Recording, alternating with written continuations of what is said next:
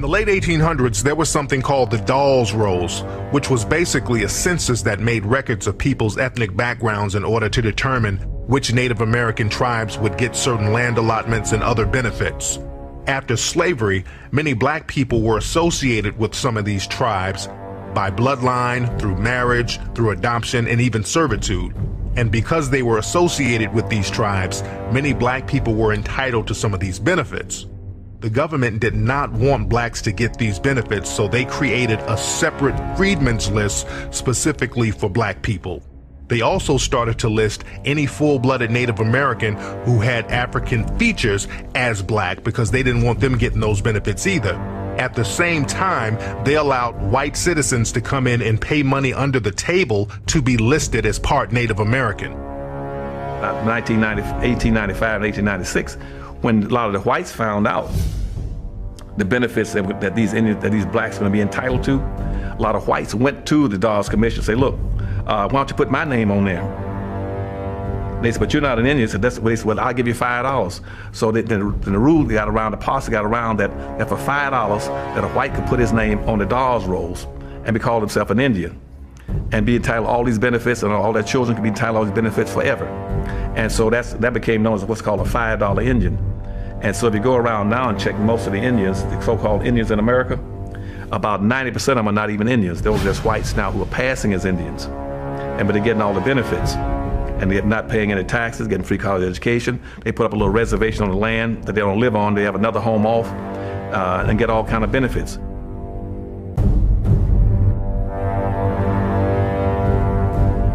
Iron Eyes Cody was another famous Native American person. He was in the media for years. In the 1970s, they utilized him for this pollution commercial. He was known as the Crying Indian. So he was a very well-known Native American in American culture. But the reality is, Iron Eyes Cody wasn't Native American at all. He was Sicilian. Both of his parents were from Sicily. So he didn't have one drop of Native American blood in him. He was another fake Indian.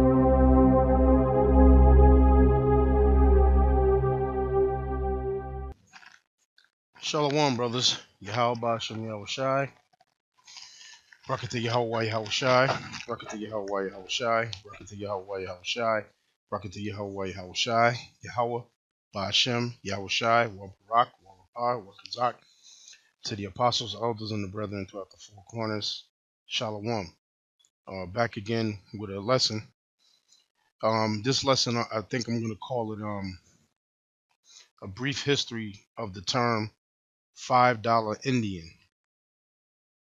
Now, the term $5 Indian basically means a white person 125 years ago, basically, that paid $5 to get on what's called the Dawes Rolls, which were set up to categorize the different tribes. And they set it up dealing with, I believe it was the 5 civilized tribes that they focused on.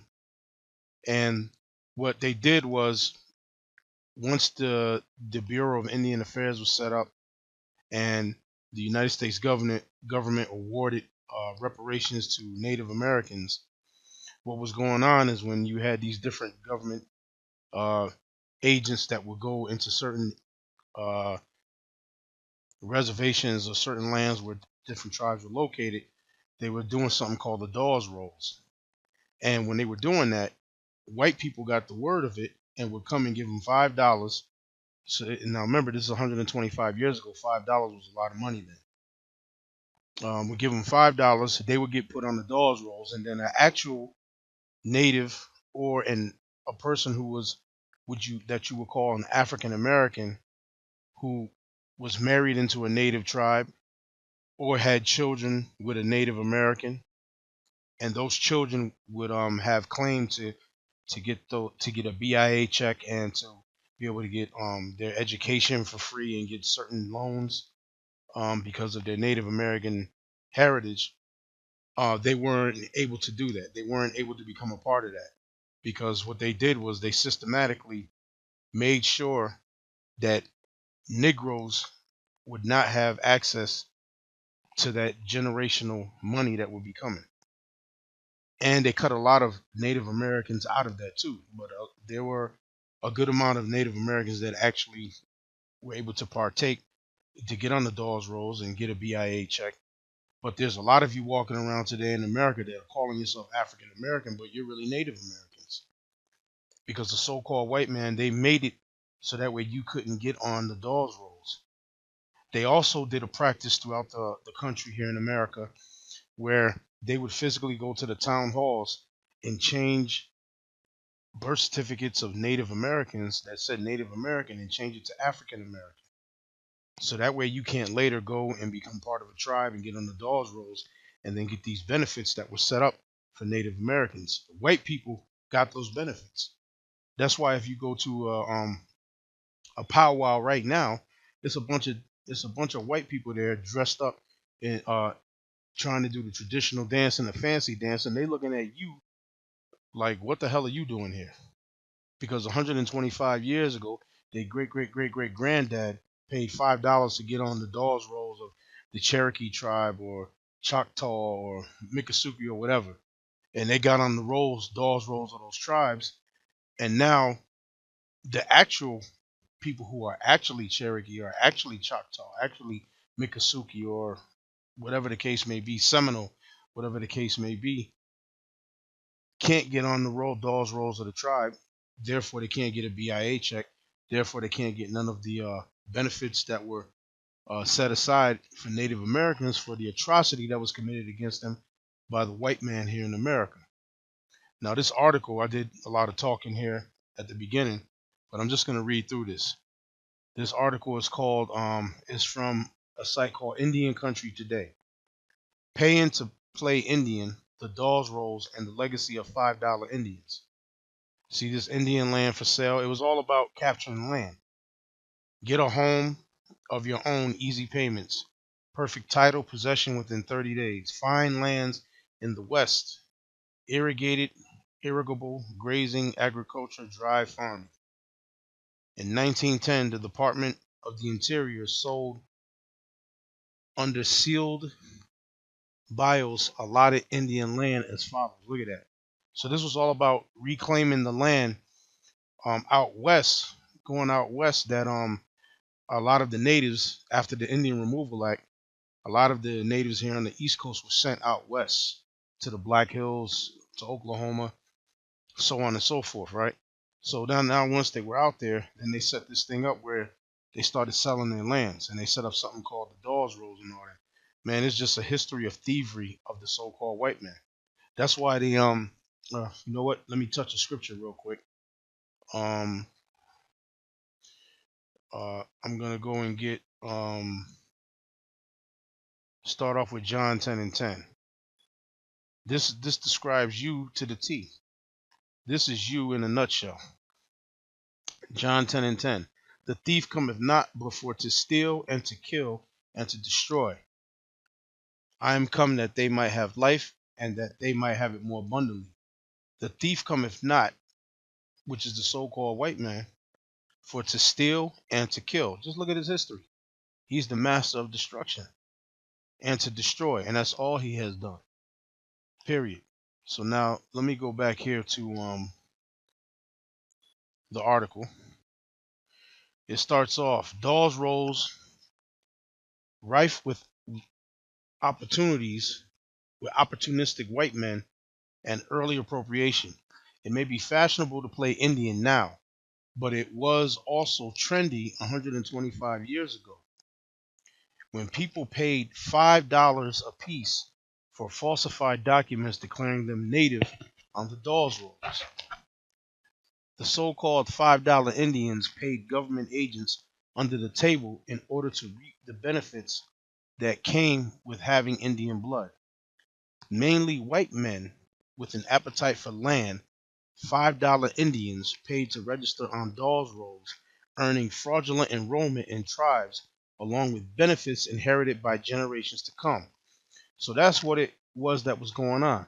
Now I remember years ago, this is like 2000, me and Apostle Ricard, we were in Monroe, Connecticut. We went to a temp agency and we were filling out applications to get hired, to get some temp jobs. At the time I was in between jobs at the time. So, we were out there looking for work and signing up with this agency. And then this black woman pulled us to the side, and she started talking to us, and she was really um talking to Apostle Rakah, right? She was really focusing on him because he had his Indian rings on, he had his silver rings on, right? And he had some turquoise. I think he had some turquoise, one turquoise earring or something like that. And the woman, she looked right away and knew, you know what I'm saying, that he was an Indian. She pulled us to the side, and she was talking with her voice low, because she was saying, she was trying to help us, to get some work, because she was working there at the agency, and she was talking with a low voice with all the white people that were in the office and that were in there. She kind of pulled us to a corner and was talking to us on the side, and she was like, you know, she said, years ago we had to hide our identity as being Indians because we were literally being hunted and being killed.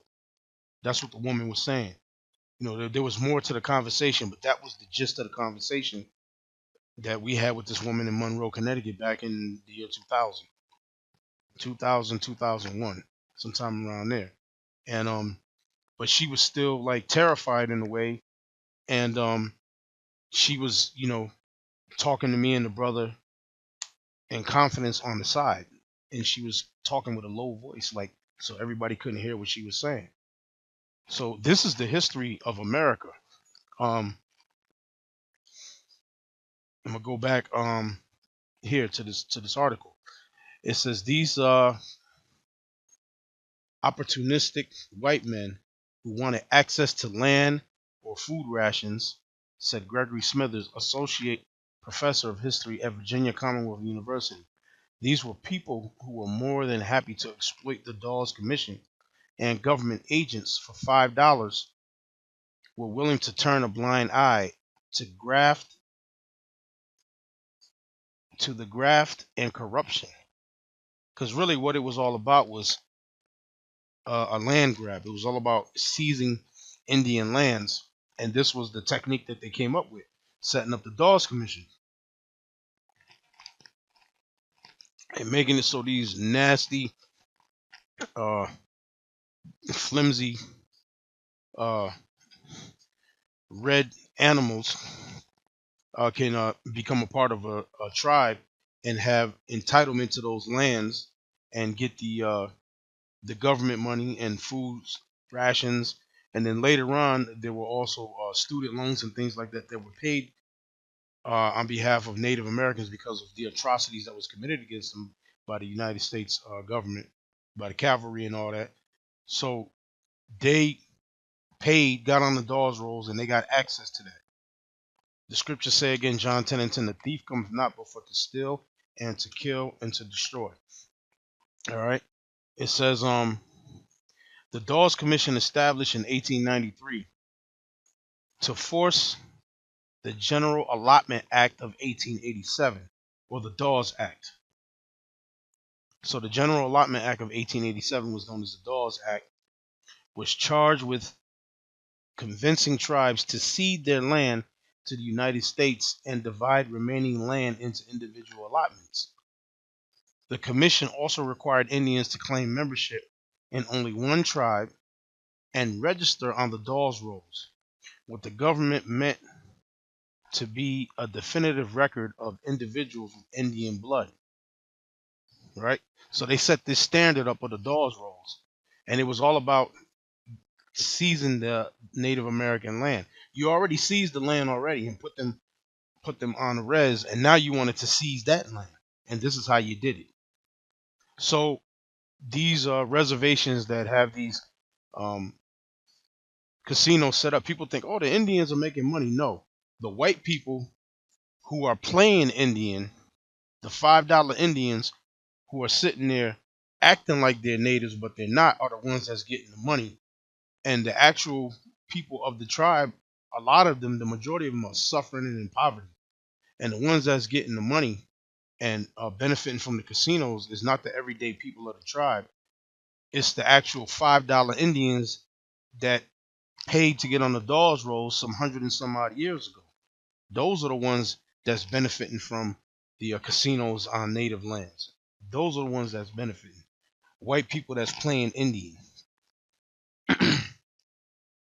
It says, I'm going to read this again. The Dawes Commission, established in 1893 to force the General Allotment Act of 1887, or the Dawes Act, was charged with convincing tribes to cede their land to the United States and divide remaining land into individual allotments.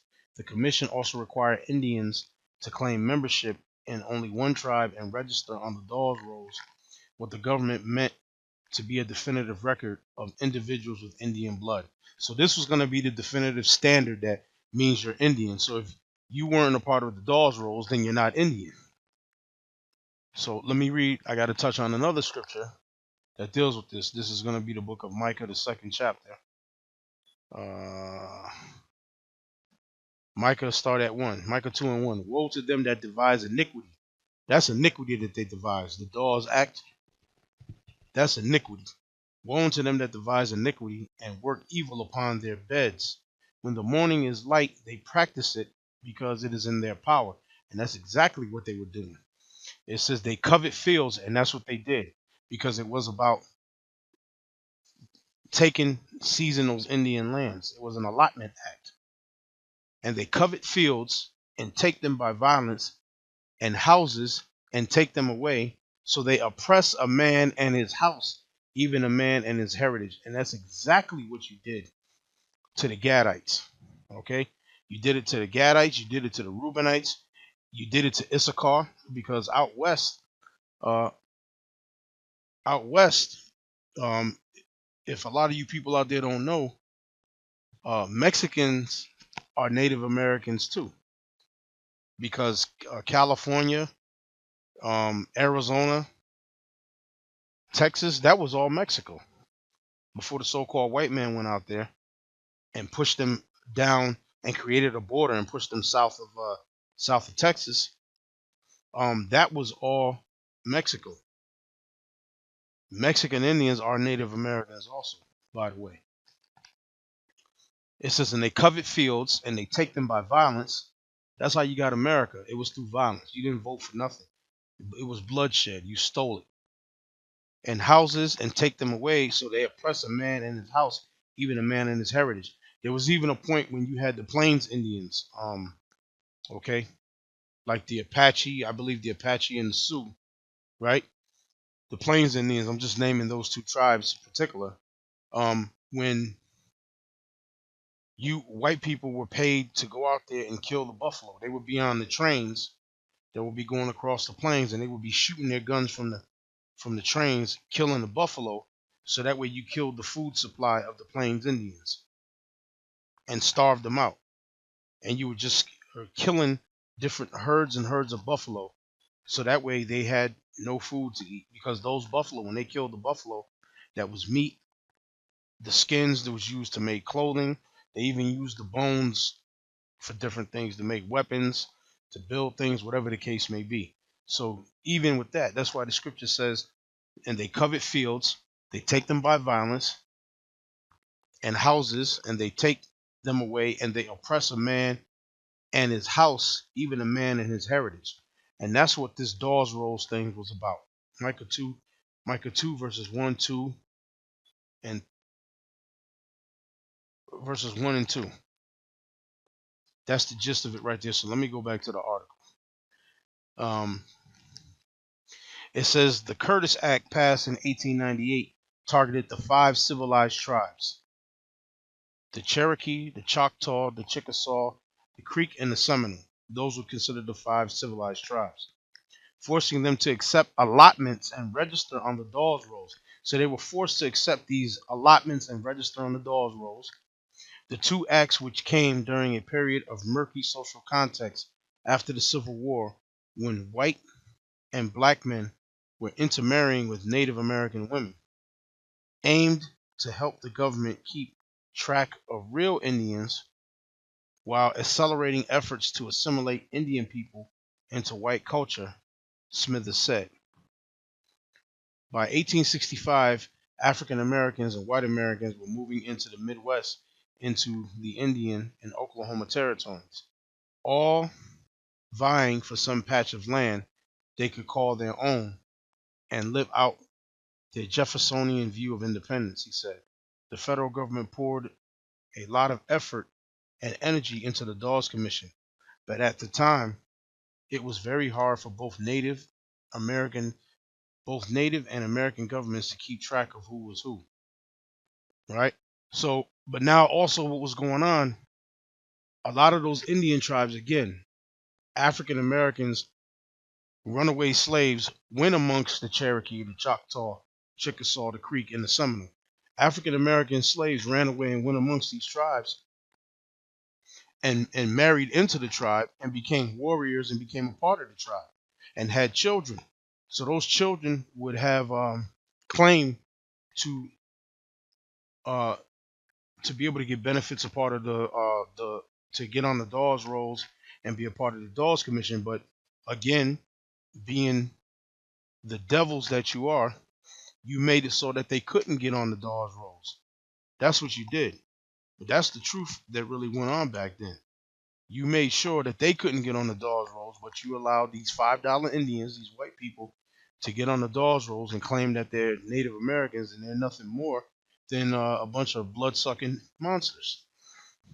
Because that's the truth. It says, the Dawes Commission set up tents in Indian Territory, said Bill Welch, Director Emeritus of the Oklahoma Historical Society's Office of American Indian Culture and Preservation. There, field clerks scoured written records, took oral testimony, and general enrollment cards for individuals determined to have Indian blood. That included authentic Indians, Welch said, but it also included lots of people with questionable heritage, you white people. It says commissioners took advantage of their positions and enrolled people who had very minimal or questionable connections to the tribes, he said. They were not adverse to taking money under the table, because that's when you white people were allowed to pay $5 to become part of a tribe. All right. So I'm going to pretty much end it with that part right there. No, I'm going to read a little bit more right here and then I'm going to end it off. The implications of such shady practices are erroneous, are enormous now. Smithers said $5 Indians passed their unearned benefits to heirs who still lay claim to tribal citizenship and associated privileges. So those $5 Indians, their heirs, there's a lot of these white people that are at these powwows.